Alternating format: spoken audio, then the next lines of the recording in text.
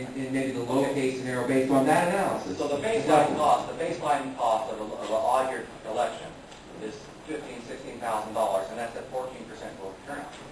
Now you're going to bump it up to 28, perhaps, in an even year. So that's an increase of 14%. 14% of your baseline cost. 14% of 15,000 is $4,000, $3,000. I mean, I'm just here to represent those numbers again. You think about who you're getting your numbers from and what the costs are. Think about your history with who you're getting the numbers from, and lawsuits, and where you've been with this situation, and the discrepancies that you people are privy to in private and public session. I just want you to challenge that $40,000 that price tag. Thank you, sir. I think we discussed this thoroughly. Let's go ahead and vote. If you are in favor of it, we will vote yes.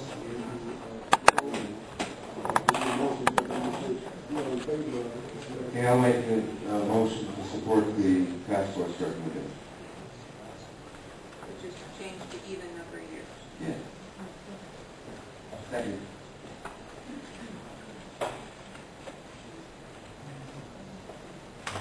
Motion fails 3-2. And for the benefit of the audience, I think that my statement earlier on will hopefully clarify my position. And if the members of the task force would like to have another motion come forward to reconsider bringing us back, I would be in support. If you're going to have to go to the community and vote for changing it from general law to charter, that would be a time for us to look at this again as that's going out. I'm not suggesting it go on the ballot. I'm just suggesting that we look at it, we'll get better numbers and be able to identify whether or not the numbers that have been floated are ones that are accurate. Well, Ms. Hunter, I should just suggest that we have no authority to continue the task force. So if we bring it back, it would be brought back to the council. Well, then you're right. So we can do it if the mayor has a task force. Okay. My motion then would be that we retain the odd number of years and explore alternatives for voter outreach. Second motion. All those in favor? Please vote. Motion carries.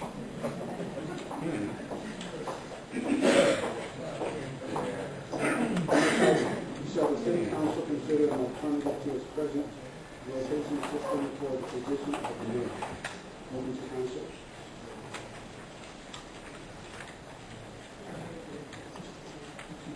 Okay. Mr. Sanders would like to hear from the task force on this particular item. So, what do you want to make a comment on this issue? You know, as I said, the task force was undecided. It was made. I think that, Mr. Connor, I think it was 5-4 in favor of going to a 4-year elected mayor. But it was split such that that's why we decided to come back to the recommendation. I think that, you know, so that was fantastic. There was lots of pros and cons with every single one. There's benefits to leaving it the way it is. There's benefits to going to a 2-year. There's benefits to having a 4-year elected mayor. And there's negatives for all three. And I think some of them were laid out. Those were the issues that we discussed at the task force. And I think there was a lot of discussion and just to think.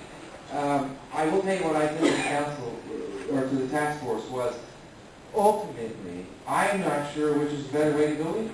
I think that I happen to concur. And I have to be honest, I wrote a lot of the pros and cons. And I think there's tremendous pros and tremendous cons to all three.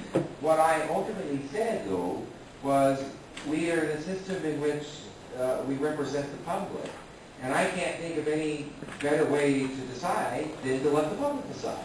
And if we were to go forward with a charter proposal or something, there would be, in my opinion, and I'm not necessarily saying I think it's all important, the best thing to think, that far above, but why not let the people of Centro decide whether they want to elect a mayor? And to me, that was my comment. I don't, as I said, I can certainly listen to other comments and suggestions, but that was my comment.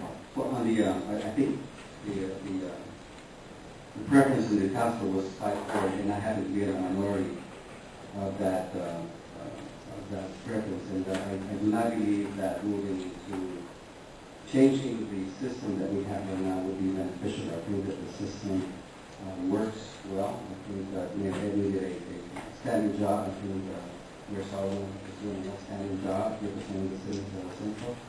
I think that we have a good council. Not that can change over time, but I did not see and was not persuaded to change the system that we have at this point. You stated and did acknowledge, Mr. Mayor, that I had added this as a footnote so that he was looking at the various components. And I do appreciate the task force taking this under consideration. And now that it's been looked at, and I have heard information that it was a split vote, if you will, from members of the task force itself, that leads me to believe that status quo is where it possibly should be. Mr. Walker? I would like to see us revisit this at the same time we look at district elections. The city of Los Centro is still too small to have a separate, independent, elected mayor. I think the situation or the rotation that we have now works well. I think that we collectively agree on the direction, both short-term and long-term, through our strategic planning process. I think this council and recent council have made very effective use of task forces to address specific issues that have a majority of council support. I think that the discussion that we're having now is a perfect example of that. I think there's a potential for a strong mayor with their own agenda that may be adverse to a majority of council members, which would make it difficult. There's also potential for a weak mayor with no vision. So I like the combination of having our strategic planning process as well as the task force process. I think a direct elected mayor is also problematic in that a city of our size does not need a full-time mayor, especially when we have such an outstanding city manager currently at the helm. So I would make a motion that we retain the status quo with regard to mayor rotation and revisit this in 5 years at the same time the district issue is revisited.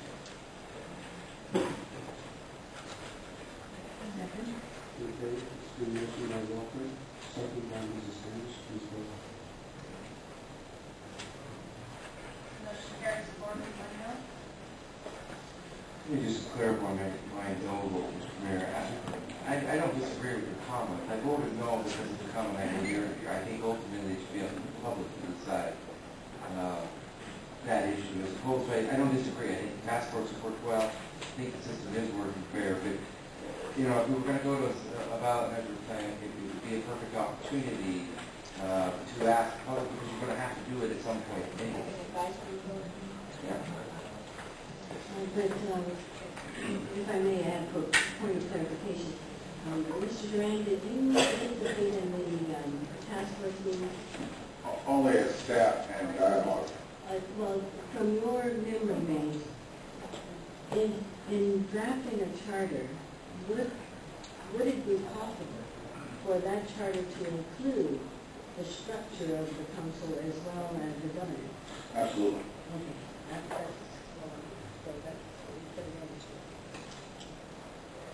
Yes, no, we'll talk about that.